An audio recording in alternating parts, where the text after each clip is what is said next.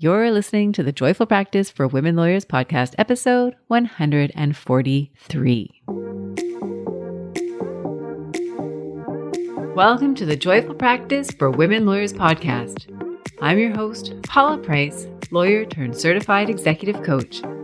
This podcast was created to empower women lawyers just like you to create a life and practice you love. Join me every week for a break from the hustle so we can focus on you, what you truly want, and how you can create it. If you're over the overwhelm, done with putting out fires, and ready to redefine success on your own terms, you're in the right place. Ready for today's episode? Let's dive in. Do you ever wish that you could clone yourself? Really, just have multiple versions of you out in the world who are executing the multiple functions that you normally undertake, whether it's at work, somebody who can do your emails for you, somebody who can write to the client, somebody who can write your brief, someone who can review contracts, someone to whom you can delegate all the things that you want to delegate with the comfort and knowledge and safety of that work coming back exactly the way that you would have done it yourself. If you are listening to this podcast episode, chances are you may feel like that sometimes, if not a lot of the time. And today's episode is all about how to help you when you find that delegating is kind of driving you crazy. And this could be in your professional context. It often is. It can also be in your personal context, right? If you've got the little people at home and you're delegating a number of different tasks and you're finding that that is also causing some level of challenge and possibly frustration, then chances are some of the things that we'll talk about today will also help you in that category as well. So welcome to today's podcast episode. I'm so excited to dive in. Delegation is a topic that comes up frequently in coaching conversations that I have with my clients. And it often comes up what I find among lawyers who are in that emerging leader category or the leading category. So this is when you have been practicing for a number of years. You have lawyers who support you. You've got staff members who support you.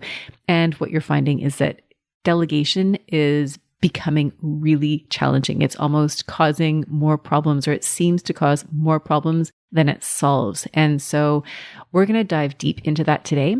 As a heads up, I've done other podcast episodes about delegating that may resonate with you. If you're attracted to this episode, you might also be interested in those ones. So one of them is episode 44, where I talk about delegating without drama. So that's for those of you who have a little bit of internal reluctance to delegate because you feel like maybe you should be doing that work. Maybe you feel a little bit guilty if you're ruining other people's weekends in order for them to support you on something. So that's an episode that you might want to check out. And I have another more recent episode 117, where it's all about delegating to junior lawyers and students. And that's really a step-by-step of how you can set up your instructions so that what you receive back aligns with what it is that you want. So those are a couple of episodes that might help you. Today's episode is really targeted at those of you who are feeling quite frustrated by the delegation process. And some examples of what you might find are that, delegation is actually taking you more time than it saves. So how might that show up? The person that you delegate to, whether it's a more junior lawyer, whether it's a staff member, whether it's a paralegal, an assistant, whoever it is that is there to support you, you might find that they're asking you a lot of questions, too many questions that you think they should either know the answer to or be able to find on their own. You might find that you ask them to do a task and they end up going down a rabbit hole or multiple rabbit holes. They get a little bit lost in the instructions. You might find that they generally lack taking ownership over the work. So you feel like maybe they're not taking it as seriously as you would like them to take it. You might find that you delegate a project and you think everything is going great until the work comes back and you learn that it's unusable. In some cases, you might find that the person who's gone off and done the work for you simply hasn't answered the question. So maybe you've delegated some research to a student or a more junior lawyer, and you thought it was really clear what it was that you were asking for, but the response comes back, whether it's an email or a memo, and it's just completely missing the point. You might find that the work product comes back and it's lacking in attention to detail. This is a very common one. It might be something like the formatting is off. It may be the signature blocks don't line up. There may be things like the client name is spelled wrong.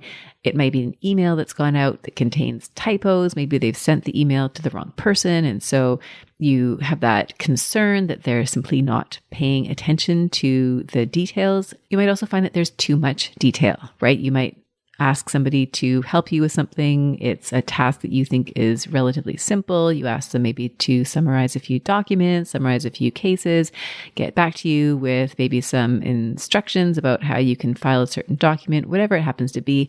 And what you're expecting maybe is a pithy email, a few notes, maybe a brief conversation, and you end up getting everything in the kitchen sink. There's so much detail. You have to sift through it in order to find the answer. It seems to take you even longer to do that than if you were to have done it yourself in the first place. And sometimes the concern that you have is that you just can't trust the work, right? The work is there. They've seemingly answered the question, but you just have this uneasy feeling about it. Like you can't really trust what it is that they've done for you. Other examples where delegation might be a challenge is the work comes back late, or you might find that you ask somebody to do something and they kind of disappear and you don't hear from them. And you don't know whether or not they're spending time working on the assignment. You don't know if they've encountered roadblocks. You don't know if maybe somebody else asked them to do some work. And so that assignment is laying on the side of their desk, not getting any attention. And that can make you feel uneasy. You might also find that there's a lack of urgency, right? You might approach your work with a certain cadence, a certain sense of getting things done, a certain sense of urgency. And what you might find is that the lawyers that you work with, the staff that you work with don't seem to share that same mindset, that same sense of urgency. And so you question whether or not they have that same work ethic as you. You might find that you try to find them. You're working on a project and they're simply not available, or they're not doing the things that you want them to do. They're not volunteering to help out with the next task. They may be difficult to reach on weekends. They may even refuse to do certain things. And so that might really be frustrating for you because you have that sense of urgency. You know what it is that needs to be done, has a timeline, and you're not getting the support that you need. And so as a result, you might find that delegation really isn't going the way that you want it to. You feel exhausted, you feel unsupported, you feel frustrated, you might feel really alone, and you might end up doing the work yourself. You might find that you're writing off more time than you would like, whether it's your time because you can't bill for the task that you are ultimately doing yourself. You might find that the work that has been done for you by another lawyer is not time that you can fully account for because it just doesn't seem efficient to you. And you might ultimately then start to question the path that you're on and how you're supposed to keep going, how you're supposed to grow without adequate support. Now, these problems, if they resonate with you, I can assure you are quite normal. I've had multiple conversations with lawyers about these challenges, and it's not just lawyers. It really is professionals out there who are working in a capacity where they're delegating. These types of things really do show up. Delegation it's a learned skill. It's something that takes practice. And so if any of this, and it takes people, right? It takes the right people to help support you. And so if any of this resonates with you, you are absolutely not alone. Part of this, I think, is just intergenerational. And that's a pattern that we have seen throughout the generations. You think of your parents who tell you stories about walking to school uphill both ways and bare feet through the snow and whatever it is, carrying heavy bags. We all have stories. We all have concerns about the next generation. If we look at, Gen X versus millennials, now there's Gen Zs, and you look at how kids are now being raised in an environment with so much more access to technology, and they're not spending as much time outside as they should be, etc. I mean, we've always got this beef, generationally speaking, because the world keeps on changing. And so we grew up in a certain environment. The people who grew up before us grew up in a certain environment. And so everyone carries a different set of values. And so there's a certain amount of, whether it's conflict or just a differing point of view between generations. So that, I think, is just part of being human and part of being of different generations. And part of it, I think, is just that normal learning process, that climbing up the learning curve both for leaders, so people who are stepping into positions or who are emerging as leaders and increasing the amount that they're delegating. So they are facing a learning curve. You may be facing a learning curve where it comes to delegation. And those who you are leading, those who are being delegated to, are also on a learning curve. They're learning the substance of what they're doing. They're learning how to do it. And they're also learning how to work with you, just like you're learning how to work with them. So you're smart and you're capable. And what you find is that you know you want to delegate. And you also know that if you do it yourself, that the job is going to get done right. And so sometimes what you might find is that instead of delegating, you end up taking on a project yourself. Or what can also happen is sometimes you just keep trying, right? You keep delegating with the same approach that you've been taking. And you might find that it's really hard to find really good support. You might find that you're kind of burning through associates or burning through assistants. This does happen because it's hard to find somebody who you work compatibly with. And what can happen there is that you might find that you're burning out. You might find that they are burning out, and you reach a bottleneck in your practice, right? You end up feeling really stuck because you have a lack of juniors to support you. You have a lack of staff that can support you.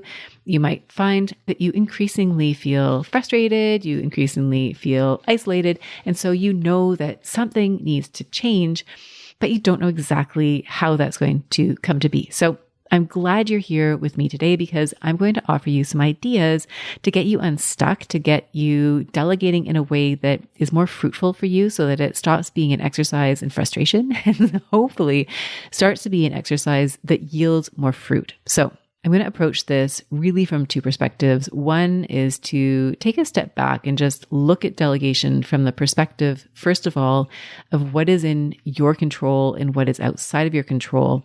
And from there, we're going to move into actions that you can take. So what your takeaways might be from today's episode that will help you move forward. And as we go through today's episode, like with all episodes that are recorded, that I record on this podcast, I always invite you to think about your own context, to think about how delegation shows up in your practice, to think about the people that you're working with right now, right? Who are the individuals that you're delegating to?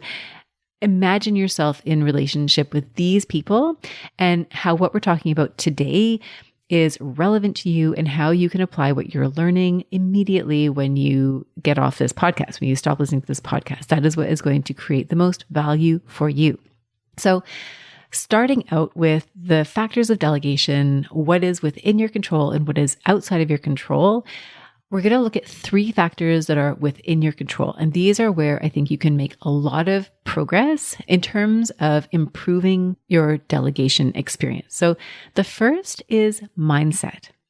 Now, mindset is at the core of a lot of the work that I do with my coaching clients because your mindset really does shape your external environment. You might think of it as, there's an iceberg, for example. This is a commonly used metaphor where you might see the surface of the iceberg emerging from the ocean. And what you don't necessarily see is the weight of the iceberg that lies beneath the surface. It's much larger and it's hidden, and yet it is what is holding up that iceberg piece that's sticking up out of the water.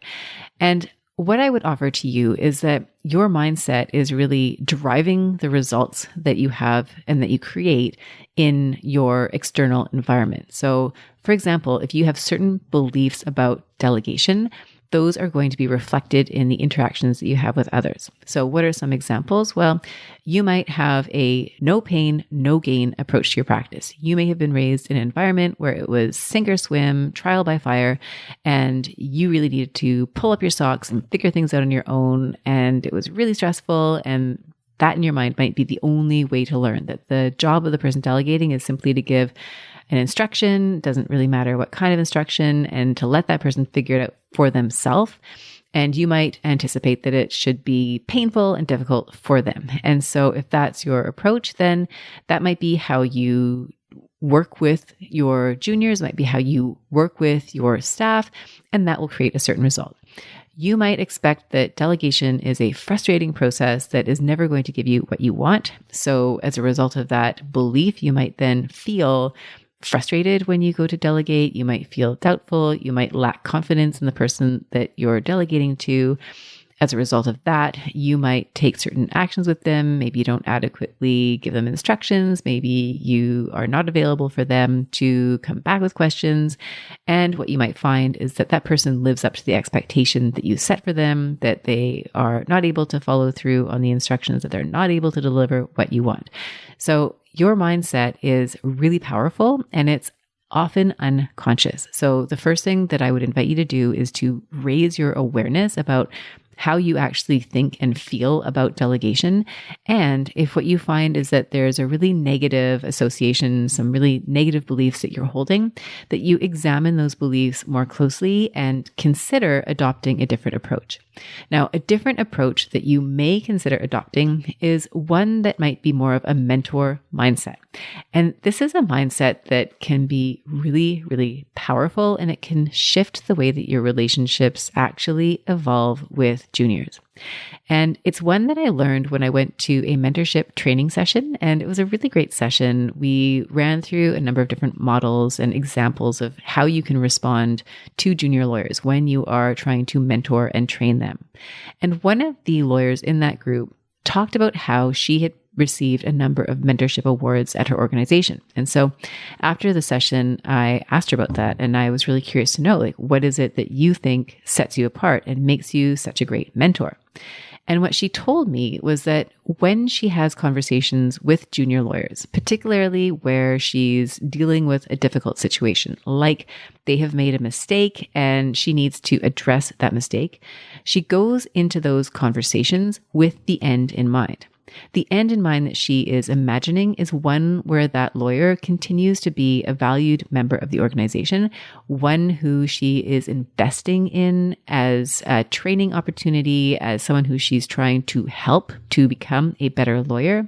And when she goes into conversations with that mindset, then the conversation flows a certain way. You can imagine if you go into a conversation with somebody and you're upset because they got something wrong, they missed a case, or they sent something to the client that they shouldn't have, or they sent out an argument that wasn't up to standard. I mean, there's all sorts of things that could have happened, right? And so you can imagine yourself in that situation where you're upset, you're disappointed, and you kind of just go into that conversation without being particularly mindful.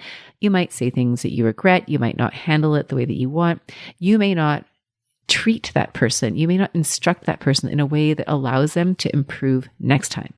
Versus if you're going into that conversation with intention, you've decided that the outcome that you want is to support that person to do better next time, you'll have quite a different conversation. So this mindset piece, first and foremost, is within your control. When you raise your awareness of how you think and how you feel and how you then show up as a result, you have so much control over that, and it can have a great influence in terms of how it is that you are interacting with your juniors and with your staff. Now, another area of awareness that I would highly encourage you to investigate is the expectations that you have, particularly of yourself and also of them.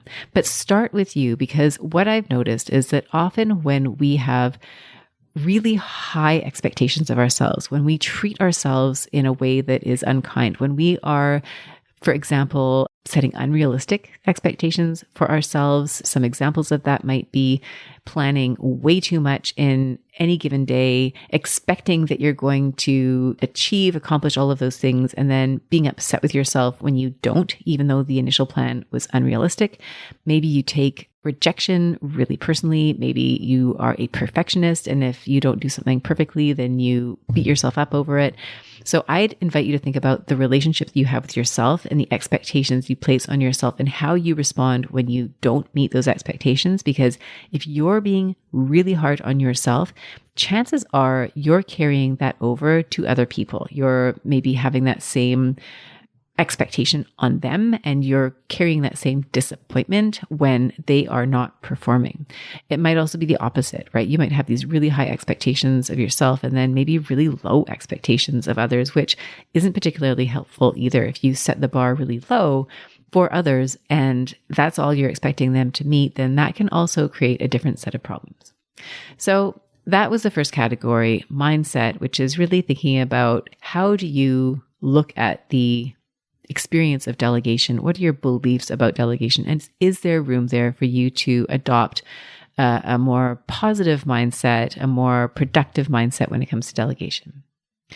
Now, the second thing that's within your control is communication. And communication really is key. It is paramount. And I understand why there can be a problem there. We don't always have the time to communicate the way that we really, really want to. You're maybe in a rush a lot of the time. You are trying to get things done. And so I get it. We don't always feel like we have enough time to communicate, but I'd encourage you to think about how you can build more time in for that communication. It is rapport building, and it also increases the chances that what you're asking for is going to be done in accordance with how you want it to be done, and instead of it coming back in a way that is not helpful. So where might you be communicating? Number one is your expectations. So, I mentioned a minute ago that you might have expectations of yourself. You might have expectations of others. Often others are guessing as to what the expectations are. You might think it's really obvious if you work in a law firm environment, for example, that things are done a certain way and that everybody just knows that this is how things work around here. This is the culture. This is what is expected.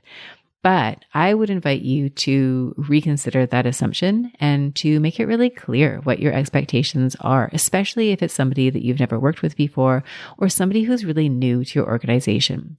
So we don't want to assume that everybody is on the same page and then judge them when they clearly did not know what the expectation was or they clearly missed the expectation. It's one thing for somebody to know what is expected and then decide not to do it versus not even knowing in the first place that there was an expectation and then completely missing it as a result. And yes, you can argue that people should be able to read between the lines and pieces all together, but let's skip that step and just give people the benefit of sharing what the expectations are. So what does that mean?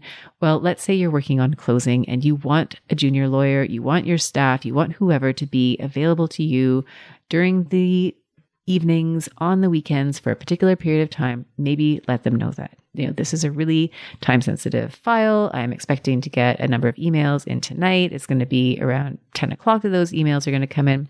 I'm going to send you a note. Maybe the expectation is that they come in early the next day to help process it. Maybe it's one of those deals where you do need turnaround in the middle of the night. I mean, you'll know what the requirements are. And so it's your job to explain to whoever it is that you're working with what those expectations happen to be. Please do not leave them guessing.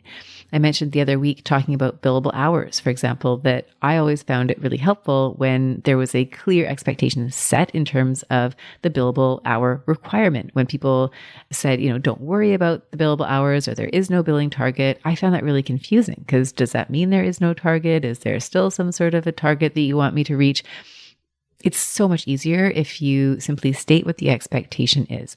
If you're assigning a particular type of work, maybe it's a research memo, maybe it's drafting a contract, maybe it's having a conversation with a client, you want to give enough instruction, especially at the beginning when you're first establishing a relationship, so that the person that you are assigning work to understands where you're coming from and what it is that you want. So it might be as simple and straightforward as getting the formatting right.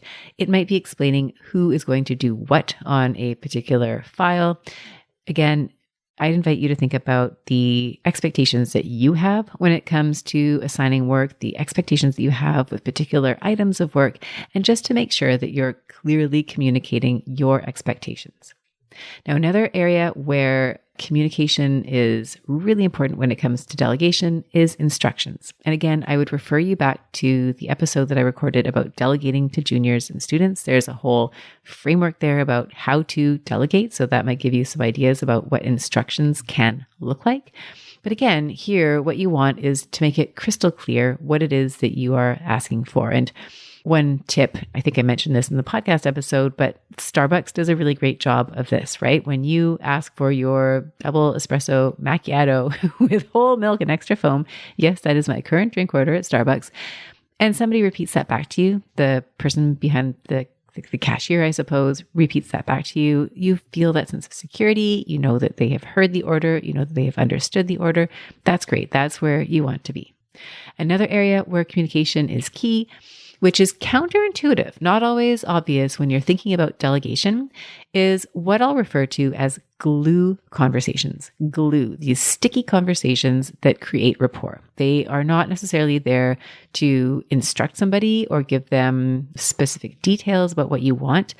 These are conversations that you have just because.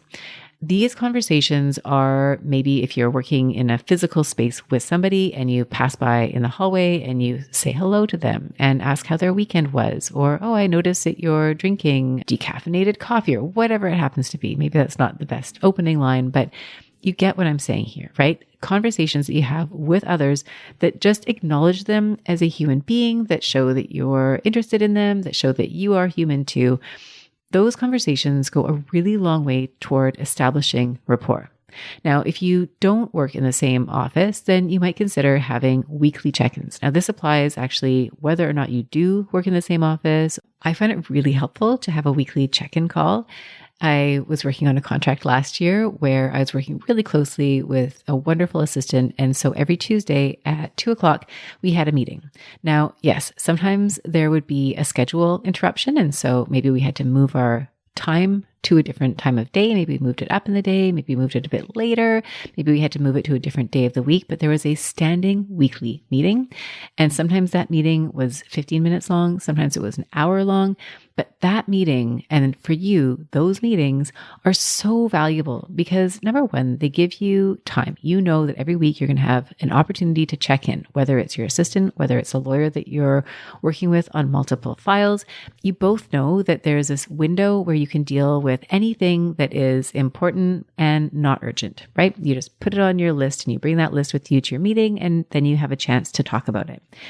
It is also really key because during those meetings, chances are you're going to learn a little bit about each other, right? If your kids are sick, or if somebody's gone to the hospital, or you're going on vacation, or you're having a challenge with somebody, whether it's at home or at work, or, you're getting your house remodeled, or there was a leak in your condo, whatever it happens to be. So you're having these regular check-ins so that you know a little bit more about each other than your names and where you sit on the seating plan.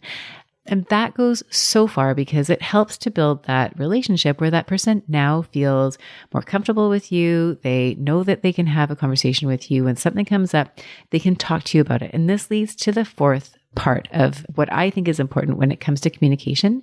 And it's not so much like an expectation or an instruction or a glue conversation, but it's the feeling that somebody has when they speak with you. And I've put it as fear in my notes. And the question that you might ask is this person scared of you, right? And I think sometimes we can kind of confuse the idea of authority with authoritative. We can think that in order to establish power or confidence, it's almost like we need people to be scared of us, right? We need to show that we are in charge. We are the boss. And I've seen this happen in many cases, and I do not personally think that this is the best way to establish authority in a relationship, especially with somebody that you're delegating to.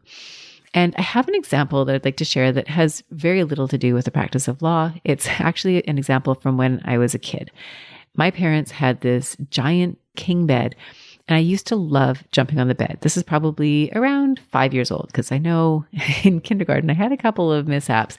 One of them being when I fell off the bed and I cut my foot. It was really awful, and it was like painful for years after that. I had this weird zing feeling in the bottom of my foot. Maybe that's happened to you before. You cut yourself, and then it's like the pain just doesn't really go away. Anyways, one of the times I fell off the bed, I cut my foot. Another time that I was jumping on the bed, I managed to knock over a lamp. It was a lamp on the bedside table, and there was a part of the lamp, it was a glass insert, and that broke. And so I was really scared. I didn't want my parents to be upset with me. I don't think I was supposed to be jumping on the bed. And so I took that broken glass insert and I kind of just like shoved it literally under the bed. And I forgot about it until a few weeks later when my dad came to talk to me about it. And to his credit, I think he handled it really, really well and told me, this thing that you did, I'm not really upset that you broke the glass, but next time, if something like this happens, let me know, because what I'm really concerned about is that, someone would be walking by the bed in their bare feet and step on a piece of broken glass and really injure themselves. And so what I'd invite you to think about is when somebody is scared of you, particularly somebody that you work with, and they're afraid of coming to you with a problem, right? In that case, it was broken glass. So you might think of what is the equivalent in a legal practice, right? Maybe it's something really serious like a missed limitation or a missed deadline, or something bad has happened on a file, or a conversation with the client went in an odd direction, or they're doing research and they find a case that goes against what you're trying to establish. So there could be all these different situations where somebody is out there working for you. They're doing something that you asked them to do, and they hit a snag. They have a problem. They come, to the legal equivalent of that broken glass. You want them to be able to come to you quickly with the problem so that you can solve it. Now, yes, you do want people to solve their own problems. You do want people to be resourceful, come to you with solutions as well as the problem. But ultimately, you want that communication line to be open so that people come to you and feel comfortable enough to share that with you. So again, just that communication piece. You are in control of how you communicate with others. So you're communicating your expectations, you're giving clear instructions, you're having conversations other than just simply what you want them to do. And you're communicating in a way that does not instill fear, at least not on purpose, with the people that you work with. So that's section 2. And then the third area where you have control is feedback. Now, feedback really is a form of communication, but I've broken it out separately because when it comes to delegating, it has its own specific role. And what you really want to do here is to use feedback to encourage growth and improve your delegating relationship. So when work comes back to you, and you might ask yourself what you're doing currently. When you ask somebody to do something and the work comes back, what are you doing currently? Are you offering any feedback? Number 1, I would encourage you to give all the feedback that you can that is positive. What are they doing that you like? And in a legal practice, I've noticed that there's not always a ton of feedback. Lawyers aren't known for being particularly great at giving feedback. Some are, some really, really are, but not everybody. And so you might ask yourself, where you are on a scale of 1 to 10. And if you're at a 5 right now, what could you do to maybe get to a 6 or a 7? And one of those things might simply be to offer feedback about what they're doing right. You know what? I asked you to do this assignment and you gave it to me 2 days ahead of schedule. That's really great. I gave you this assignment and it was a really big one and you provided weekly updates. That was really helpful. Thank you. Hey, you know what? You had a conversation with the client. I know it was really a difficult conversation. I thought you handled it really well. I saw how you reassured them and you gave them a really clear idea of what the expectations are going forward, etc. So you want to be giving people feedback so that they know what they're doing right. Now, bonus points for positive feedback. If you're familiar with Carol Dweck and the growth mindset philosophy, you want to praise the effort that people are making as well as the result. So if somebody worked really hard on something, you want to praise that, right? I saw the attention that you put into crafting this argument. I saw how you went back and double checked the authorities. That's really great. I see you're paying attention. Versus just praising the win in court, right? We do want to praise the win as well, but we also want to focus on the process. Now, you also need to give feedback about what isn't working. And so if you ask somebody to do an assignment for you and the assignment comes back and there are typos, they missed the main question, the formatting is off, you had to redo it, then you need to address the problem directly. You need to directly speak to that person and give them feedback. Now, I know sometimes it's tempting to ask somebody else to do that for you, and I would encourage you to really take that conversation on yourself. I would also encourage you not to wait for a formal review process. If you do reviews once or twice a year and you know that somebody's going to come to you and they're going to ask you for feedback, I wouldn't wait. I would give the feedback as close to the moment as possible because that gives you an opportunity to have a discussion about it, to have a productive conversation, to offer some constructive feedback so that you can deal with it right away. I'd invite you to give your feedback in a way that is clear and really specific. I have a whole podcast episode. I don't have the number on me right now, but it will be in the show notes about giving feedback. So I would encourage you to check that out if you want some ideas and strategies about how to give feedback. But really what you want to be doing is more than just, hey, that was a really good job. What was good about it, right? The writing was really thorough. It was succinct. You liked how the headings explained exactly what was going to come next. Whatever it happens to be, the responsiveness, the communication, give feedback about, what was working and what was not working. Specifically, what was the problem here? The other thing that I would invite you to think about here is, does that person need any additional training or support? So if you're in a situation, you're working with somebody and there's a quality problem, is there anybody else that you need to get involved with in this conversation? Whether it's the director of professional development, if you're working at a law firm and you have a person in that position, whether it's HR, if it's a staff member that you're working with where it's not working, you're giving the feedback and it's not really landing, nothing is really changing. Is there additional training that you could provide to this person to help them, right? Maybe it's not you that's going to administer that training, but maybe there's some other training that would really help them pull themselves up the learning curve. And what I would invite you to not do when it comes to feedback is complaining behind their back, right? There is such an instinct as human beings when somebody does a poor job to run off and want to tell somebody, oh, I asked so-and-so to write me this memo and they completely missed it and I had to stay up all night in order to fix it and I'm never going to work with that person again. I mean, that may feel really good in the moment. It might let you blow off some steam, but ultimately it's not going to help that person improve at all. And so what I invite you to do is think about where you might be doing that. If you are, there is no judgment, but just notice that response isn't going to help with the improvement of the delegating relationship that you have with that person. So those are the three things that are in your control: your mindset, your communication, and the feedback that you give. What is outside of your control when it comes to delegating? Well, number one, a person's capacity to do the work. Here, if somebody is simply not cut out for the job, they're not cut out for the job. Now, you can fix this with item number 2, which is outside of your control, which is desire to do the work.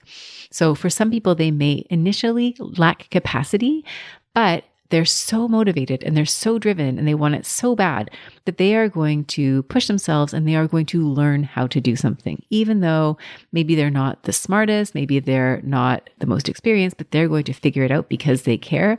That is outside of your control. So their capacity is outside of your control. Their desire to do the work is outside of your control. And there are going to be times when you're going to work with somebody and you're going to feel like there's that lack of urgency. They just don't see it the way that you see it. They don't seem to care. And it may be that that person truly doesn't care. Now, hopefully you're not in that situation, but sometimes that's just how it is. And we'll get to that in a minute, what to do there. And then finally, how they do the work. And there is this book that Sheryl Sandberg was very well known. I can't remember which organization she was with. She was high up in the tech industry. It might have been Google or Facebook. And she wrote a book called Leaning In. And it was a very well-known book, maybe, 10 years ago. And one of the things that she emphasized in the book is that if you are delegating at home, right? You're doing the work at the office and you're wanting to excel and you need to have time to do that. And so if you've got young kids at home, that means sometimes you're going to have to delegate the job. And sometimes you're going to ask, I think she was using the example of her partner at the time, that you might ask them to put the kids to bed or take the kids and feed them. And they may not do it the way that you would do it, right? They might be jumping on the bed before bed, whereas you would have them calmly sitting, reading a book or whatever it happens to be. You may have fed them steamed carrots and grilled steak and brown rice. And your partner decides that actually we're going to go to McDonald's for dinner. So they might not do, and no judgment on McDonald's, just this is a different way of doing it. So when you delegate, sometimes you need to let go of the how, right? You no longer have control over how something gets done.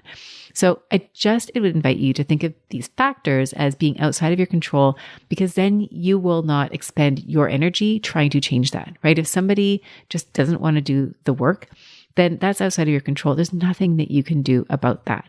And so it limits your expenditure of energy because you're now no longer investing in those things where you don't have control. And you might be thinking about examples in your own life where you can draw that line, right? There are things that are within your control. There are things that are outside of your control. And there may be additional factors that come to mind for you.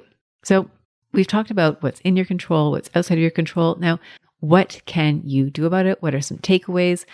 In the short term, I would invite you to make small changes, instant wins.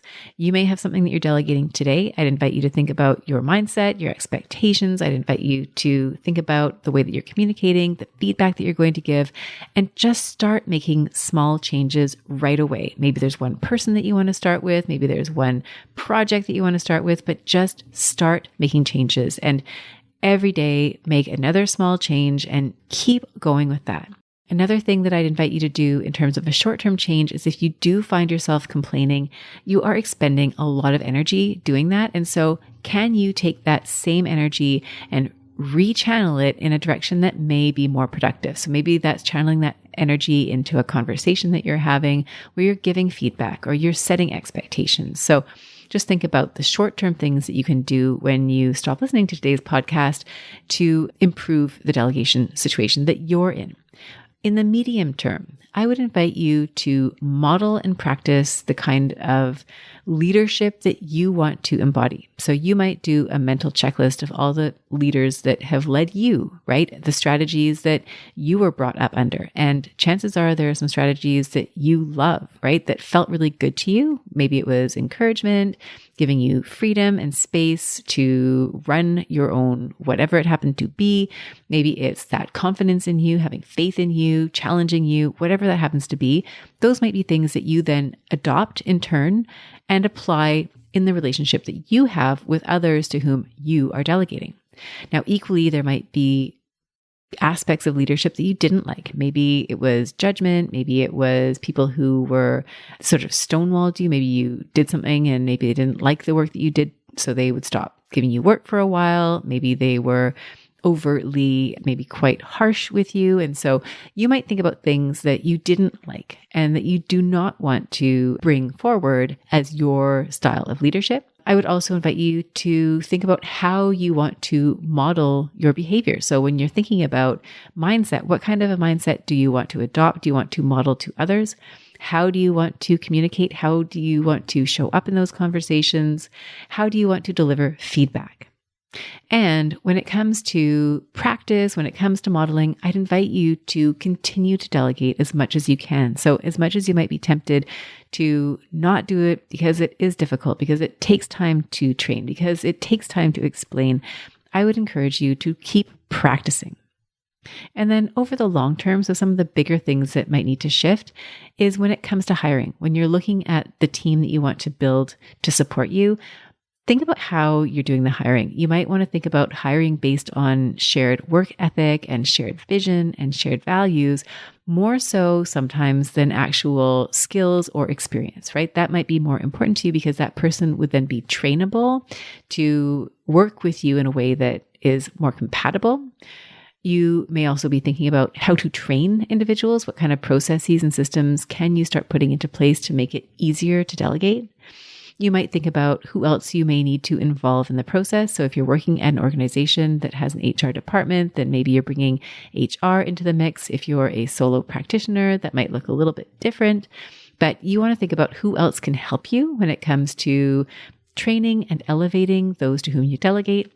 And then finally, it may be that you're in a situation where you do need to let people go, whether it's you personally, whether it's the organization that you work for, maybe it's a redistribution of staffing so that you're working with people where you have a more aligned work practice. So these are all things that you want to think about. But again, it's almost that tiered approach, right? What are the short wins? What are the medium-term things that you can start developing in terms of your practices? And then long-term, are there some bigger piece solutions that you want to bring in? Now, when you approach delegation this way, you're going to feel more in control of the process. You'll have managed your own expectations by expecting there to be a learning curve. You may find then that when you start developing your relationships, you develop those relationships over time, you end up creating a team that is loyal to you, members of your organization who want to work with you, who want to help you succeed, because their success as well is aligned with your success. They are learning, they're growing, they're feeling that sense of pride and belonging when they work with you. And what you might find then is that as you gain the support that you need, the easier it is for you to be the mentor and the teacher that you want to be. Now, there are a few skills that you'll need in order to develop this practice of delegation. Number one is that willingness to invest your time up front, right? To invest the time in delegating and teaching and training so that over the long term, you can reap the benefits of that. It also requires a willingness to ask yourself where you can take ownership in the process. Now, delegation is a relationship, so this is not all you, right? There's somebody else to whom you're delegating, and they play a part in this equation as well. I'm not saying that you are 100% responsible, but I'm inviting you to think as though you are 100% responsible and to take ownership where you can. So you might ask yourself, are there places where you're being too lenient, where you're not holding others accountable? Maybe you're not setting a high enough expectation for them, or maybe you're asking them to do something and expecting a poor quality and then not doing anything about it when that poor quality work comes back to you. Or maybe you're too harsh. Maybe you have unrealistic expectations of what they should be capable of. And when it doesn't come back perfectly, then you might criticize it, or you might choose you don't want to work with them in the future. So you want to be managing and mindful of your own expectations. And maybe the sweet spot is somewhere in the middle, right? Where you've got a certain moderate or balanced expectation about how they're going to perform. And you've also got that ability to respond, right? To offer that feedback that's going to help them to develop and grow. Another skill that you'll need is patience, right? You'll need patience with yourself as you develop your skills, but also patience with the person to whom you are delegating. And what you'll find then in terms of the results that you eventually create is that you do create your team. You'll start to feel less frustrated and more supported, and you'll no longer run into that bottleneck problem. So you'll be able to grow. Your practice will grow, your team will grow. And what you might also find is that your mindset, your approach to delegation becomes less of this transactional piece by piece process and much more of a big picture legacy building exercise, right? You're seeing the bigger picture and where delegation ultimately fits in. So, my dear friend, thank you so much for joining me here today. I hope that today's episode has really helped you in terms of finding ways, finding solutions to make the delegation process feel much less difficult, much less challenging, much less stressful, and so that the relationships that you are forming, that you're investing in, are ones that are fruitful relationships where you feel good delegating the work, you develop that trust with your juniors, with your staff members, and they in turn feel good about themselves. They feel good working with you. They know they can come to you when they have challenges and questions, and yet they're also exercising that degree of autonomy and ownership that you really want them to develop. So I appreciate you joining me here today. It has been such a pleasure. If you have any questions, or if you are interested in working with me as a coach or bringing me to your organization to deliver a talk, to do some training, by all means, please do feel free to reach out to me. I would love to hear from you. You can reach me on LinkedIn. You can reach out through my websites. I would just love to hear from you. I would also like to give you a heads up.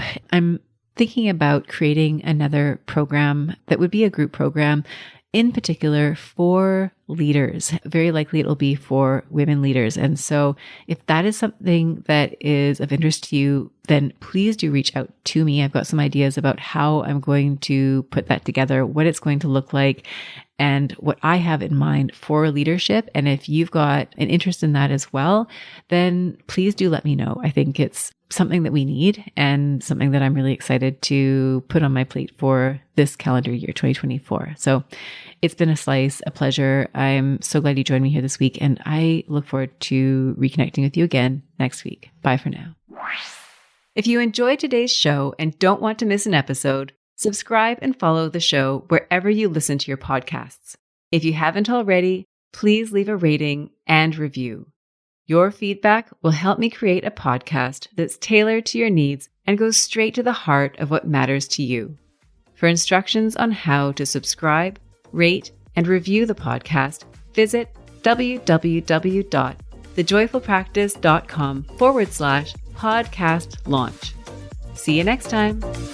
Thank you for listening to this episode of the Joyful Practice for Women Lawyers podcast. If you want more information, visit www.thejoyfulpractice.com. See you next week.